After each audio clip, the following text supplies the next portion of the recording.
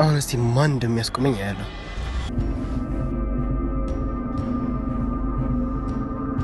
ይሄ ምን አይነት ልጅ ነው? በቃ ለየለት ሌባ ሆነ ማለት ነው።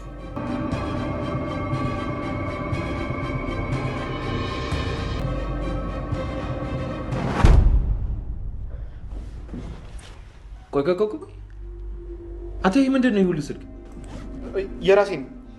አንተ ከየት አባህ ያመጣው ስልክ? ከየት አባህ ነው ይሁሉ ስልክ ያመጣው? ደሞ አታፍርም? ደፋር አንተ ሙሰው ተለበስ እንዴ አልሰጥህም። ይኸውልህ ዳጊ፣ እንደዚህም የማወራ ለእናትና ለእህትህ እንጂ ያኔ ቤቴ ድረስ መተህ ስትሰርቅ ግንባርን ብዬ ነበር ምገር። አንተ ትንሽ እንኳን አታፍርም እንዴ? የራሴ ነው አልኩ፣ የራሴ ነው በቃ።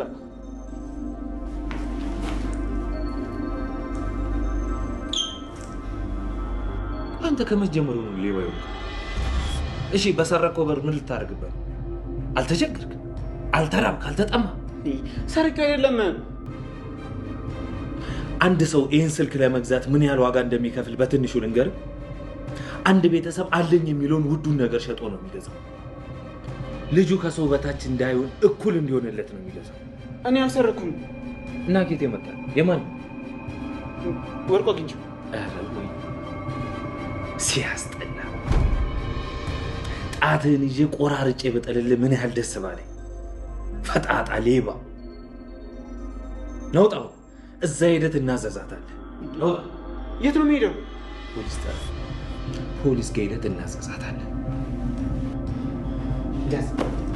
እኔ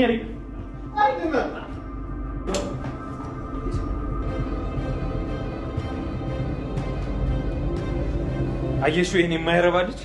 ለዚህ ነው ስትከራከርለት የነበረው። ምን ነው ምን አደረገ? በቃ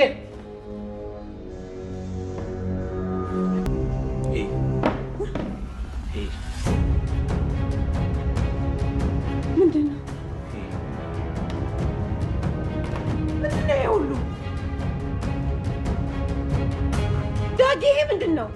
ቆይ ግን ምን እየሆንክ ነው ያለው? በሰላም ነው እንደዚህ እየሆንክ ያለው? ጤነኛ ነገር? አሁን ወደ ፖሊስ ጣቢያ መሄድ አለበት። አልሄድም። አንተ ጸጥ በል።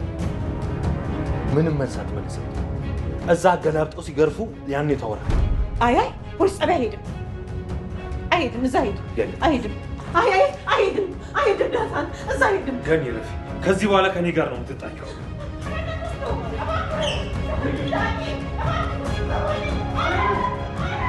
የሐረግ ቤተሰቦች እንዴት ናችሁ? ዳጊ ወደ ቀድሞ ህይወቱ ይመለስ የምትሉ እስቲ ይህንን ቪዲዮ ላይክ በማድረግ ጀምሩ። ሉሊት ደግሞ እየባሰባት ነው ያለው።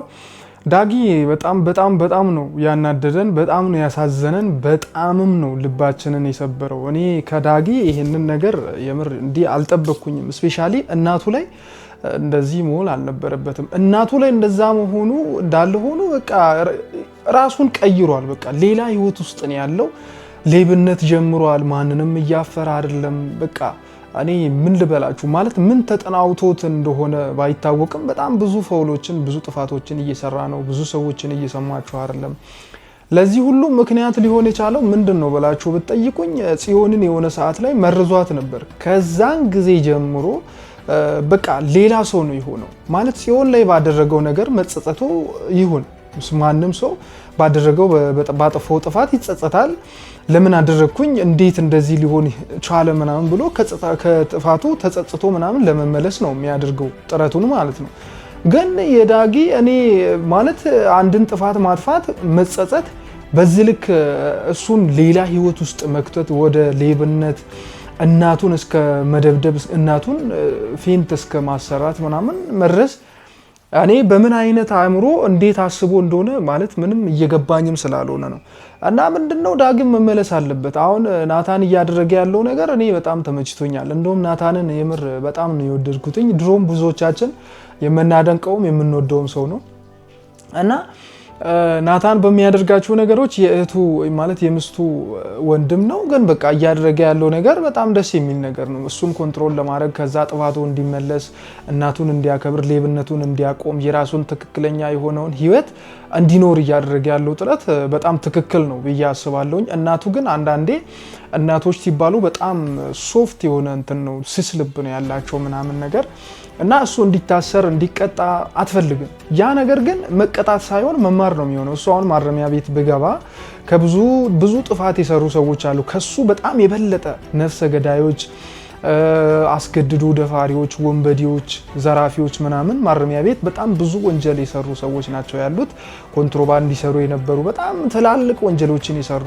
ሰዎች ያሉበት ነው ከነዛ ህይወት ተምሮ እነሱ ራሳቸው እንኳን እሱ በዛ በትንሽ ነገር ጽዮንን ስለመረዛት በጣም ተበሳጭቶና ሌላ ነገር ውስጥ ገብቶ እንደዚህ ስልክ እየሰረቀ ሰዎችን እያስቀየማቸው ያለው በጣም ትንሽ እንትን ነው ግን ከዚህ ነው የሚጀምረው ትልቅ ወንጀልም ትልቅ ጥፋት ውስጥም ለመግባት ሰው የሚጀምረው ቢጊኒንጉ ከዚህ ነው እሱ ገና ጅማሬ ላይ ነው ያለው ይሄን ነገር ደግሞ ቶሎ ለማስቆም ካሁኑ ናታን የወሰደው እርምጃ በጣም ትክክል ነው ብዬ አስባለሁ እዛ እስር ቤት በጣም ብዙ ሰዎች ስላሉ ከነዛ ህይወት እነሱ የተጸጸቱበትን ሲያደርጉ የነበረውን ወንጀል አሁን ላይ ግን ከዚህ ነገር ተምሬ ያለውኝ ምንም አላገኘውበትም ይሄው ለዚህ ነው ይዳረገኝ እንዲህ አይነት ወንጀል መስራት እንዲህ አይነት ጥፋት መስራት ለእስር ነው የሚዳርገው ከሰው ጋር ለመጣላት ራስን ማጣትን ነው የሚያመጣው ምናምን ብሎ በደንብ ይነግሩታልና ይመክሩታል ስለዚህ ይመለሳል ከሰው ህይወት ተምሮ ነው የሚወጣው ማረሚያ ራሱ ዝም ብሎ እንትን ስላለም ብቻ አይደለም ከማህበራዊ ኑሮ የተለመደውን ነገር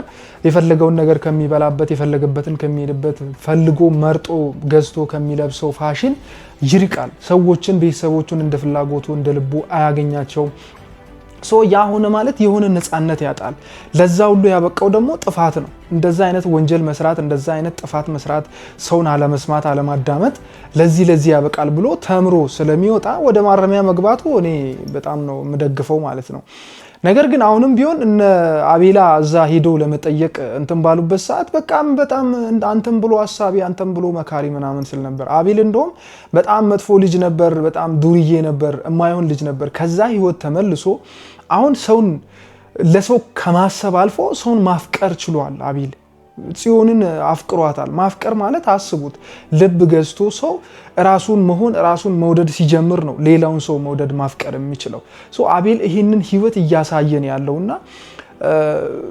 ማለት ዳጊም መመለስ አለበት በቃ መበላሸት የለበትም በዚህ ልክ በጣም ብዙ ነገር ማጥፋት በኋላ ዋጋ ያስከፍላል ገኒ ግን ትልቅ ስህተት እየሰራች ያለችበት እናቱ ስለሆነች ነው በርግጥ እንዳይቀጣ እስር ቤት እንዳይሄድ እንደዚህ እንዳያረግ ምናምን ብላ አሁን ከናታን ጋር ልትጣላ የምትነሳበት መንገድ በጣም ስህተት ነው ብዬ አስባለሁ ምክንያቱም እሷ ልጇን ፕሮቴክት ላርግ ብላ የምትሄድበት መንገድ ልጇን እያበላሸን ያለው ከዚህ በፊትም አሁን አንዳንድ ነገሮችን መደበቅ እንደውም እሷን እንደዛ ማድረጉን ራሱ መደበቋ ስህተት ሊሆን ይችላል በኋላ ላይ ምክንያቱም ሉሊት ይሄንን ምስጥር ታውቃለች የሆነ ቀን ማፈንዳቱ አይቀርም ከእስር ቤት ወጥቶም ሌላ ችግር ነው የሚፈጠረው ነገሮች በሰዓቱ በጊዜው ግልጽ መሆናቸው በጣም ብዙ ጥቅሞች አሉ ግልጽ መሆን የለበትም ተብሎ የተደመደመ ነገር የግል ምስጥር ብቻ የሆነ ነገር ቢሆን it's okay ነገር ግን ይሄ የአደባባይ ምስጥር ምናልባት እሷ ልታይ ትችላለች ልትሰማ ትችላለች ብዙ ጊዜም እንደዚህ አይነት ነገሮች ስለሚፈጠሩ ማለት ነው ሉሊት እንደሰማች ደግሞ አውቃለች ስለዚህ ሉሊት አንድ ቀን ይሄንን ነገር ውጪ ታወጣለች ብላ አስባ